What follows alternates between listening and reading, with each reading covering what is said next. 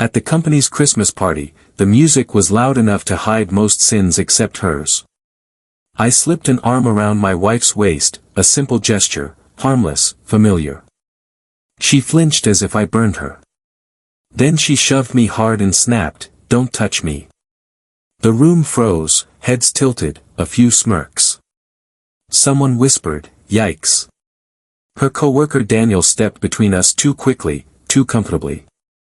He rested a hand on my shoulder and forced a sympathetic smile. "Bad night?" he asked like he already knew the punchline. I straightened my jacket, returning his smile with one of my own. Calm, unblinking. "Last one, actually." He didn't understand what I meant. She didn't either. But by morning, they would. And I would be gone, only a note left behind. We used to be better than this. I think about that sometimes, not out of longing, just calculation. To understand where something broke, you trace the first clean line. Ours started on a summer afternoon 7 years ago when her laugh sounded like something worth protecting. She was bright, sharp, someone whose presence made rooms feel wider. We built trust in small increments, late-night drives, coffee-stained promises, the kind of honesty that felt earned rather than given. She once told me I was the first person she ever felt safe with. I believed her. That's why the betrayal mattered. Trust can only be shattered by someone you handed it to willingly. The warmth between us dimmed slowly, like a hallway light dying bulb by bulb. Her questions became shorter. Her smiles became rehearsed, but I held on longer than I should have. Stupid, hopeful, loyal, until hope finally cracked. Suspicion doesn't roar. It whispers. It taps you on the shoulder when you aren't looking. I noticed her phone first, not the device itself, but the way she guarded it like a live grenade. Always face down, always locked, always pinned beneath her hand at dinner. Late nights at work multiplied. Showers grew longer. Her scent changed. New perfume, sweet but guilt-heavy. And then there were the conversations she'd abruptly end the moment I entered the room.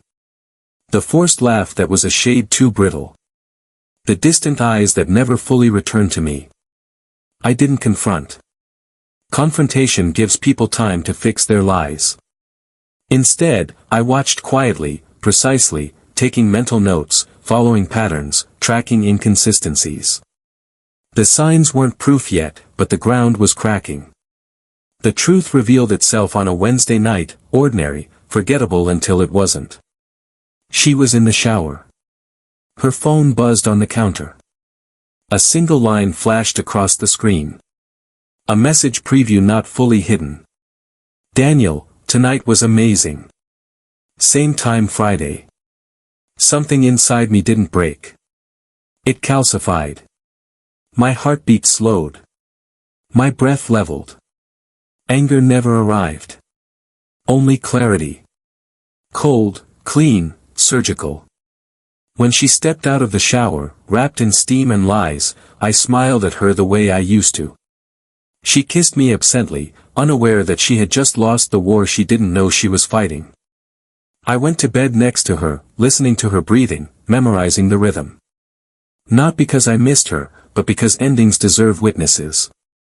That night, I stopped hurting and started planning. Revenge isn't rage. Rage is sloppy. Revenge is architecture. Over the next 8 weeks, I built mine carefully. First, I rerouted finances quietly, legally. Every shared account became mine. Every bill transferred to her name. Every asset I brought into the marriage placed safely under personal protection. I consulted lawyers discreetly, moving like a ghost through my own life.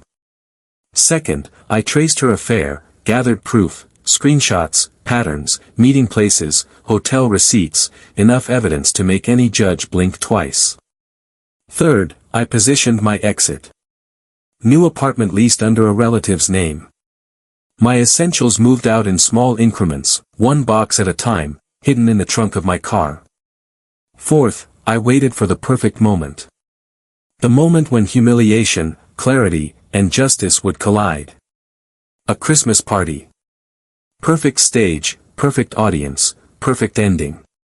Revenge doesn't need noise. It needs timing. The morning after the party, she woke to silence. My clothes gone, my shoes missing, her panic brewing. Then she found the envelope on the kitchen table. Her name written in my handwriting, steady, unforgiving. Inside were 3 things. 1. The divorce papers already filed, already approved, pending her signature. 2. The financial breakdown, her debts, my clean exit, the accounts she now solely owed. 3. The photos, her and Daniel, hotel lobby, his hand on her waist, her smile unguarded. I wasn't there to see her face, but I could imagine it. Eyes widening, heat rising, hands shaking, the realization hitting all at once, that the man she thought she was fooling had been watching the entire time, waiting for her to step exactly where the trap was set. She called me 24 times, texted 41, all unread. Daniel tried calling too. I let his number ring once before blocking it. Revenge is most satisfying when delivered in silence. Now, weeks later, I sit in my new apartment, coffee cooling beside me, the city stretching out like a clean page. People think closure is loud, but it's quiet. It's the absence of weight on your chest. It's the stillness after a storm that finally ran out of rain. I keep her note, the only thing she left me, as a reminder. A single line scribbled in panic. Please, we can fix this. But some things aren't meant to be fixed. Some things are meant to be finished.